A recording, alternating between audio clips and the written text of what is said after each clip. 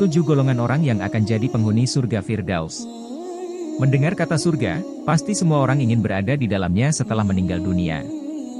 Karena gambaran surga yang disebutkan dalam Al-Quran sangatlah indah dan tidak dapat dibandingkan dengan apapun yang ada di muka bumi. Surga yang paling indah adalah surga Firdaus.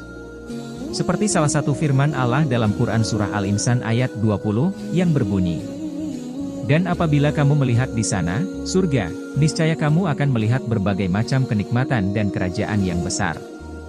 Mustahil jika umat muslim tidak menginginkan surganya Allah Subhanahu wa Ta'ala. Pasalnya, kenikmatan yang akan diperoleh di dalam surga tersebut sungguhlah indah dan kekal bagi mereka yang terpilih. Allah Subhanahu wa Ta'ala menciptakan surga sebagai tempat kembali orang-orang yang beriman. Adapun surga yang diciptakan Allah tersebut bermacam-macam. Surga yang paling tinggi dan paling utama adalah surga Firdaus. Semua orang mengidam-idamkan surga ini. Rasulullah bersabda dalam hadis riwayat Tirmidzi yang berbunyi, Rasulullah Shallallahu Alaihi Wasallam bersabda, di surga ada 100 tingkat, jarak antara masing-masing tingkat seperti antara bumi dan langit, dan Firdaus adalah surga tertinggi, darinya 4 sungai surga memancar, di atasnya, Arsy. Bila kalian meminta kepada Allah, mintalah Firdaus. Telah menceritakan kepada kami Ahmad bin Mani, telah menceritakan kepada kami Yazid bin Harun, telah menceritakan kepada kami Hammam dari Zaid bin Aslam sepertinya. Jika demikian, sebagai manusia pasti berharap akan menjadi salah satu yang terpilih menjadi penghuni surga Firdaus. Demi terwujudnya keinginan tersebut, Allah Subhanahu wa Ta'ala telah memberikan kunci yang harus kita punya untuk dapat membuka pintu surga Firdaus, sehingga dapat masuk ke dalamnya.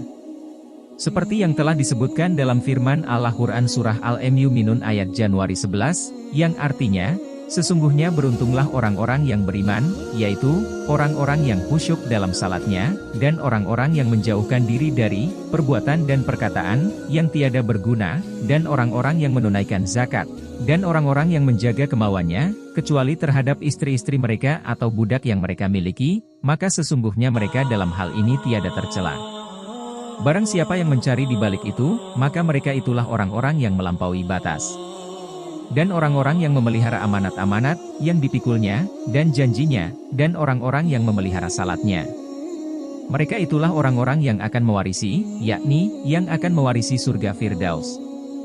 Mereka kekal di dalamnya. Dari 11 ayat di atas, ada 7 golongan manusia yang berhak menjadi calon penghuni surga Firdaus, yakni 1. Orang yang khusyuk dalam salatnya. Meskipun berat, tetapi harus selalu diusahakan dengan cara berserah diri, tulus, ikhlas dan memusatkan perhatian hanya kepada Allah dalam menjalankannya. 2. Orang-orang yang menjauhkan diri dari perbuatan tidak berguna. Mereka yang senantiasa memilih perbuatan yang bermanfaat daripada yang membuang-buang waktu. Orang-orang ini akan selalu meninggalkan kebatilan dan sumpah yang tak perlu. 3. Orang-orang yang menunaikan zakat.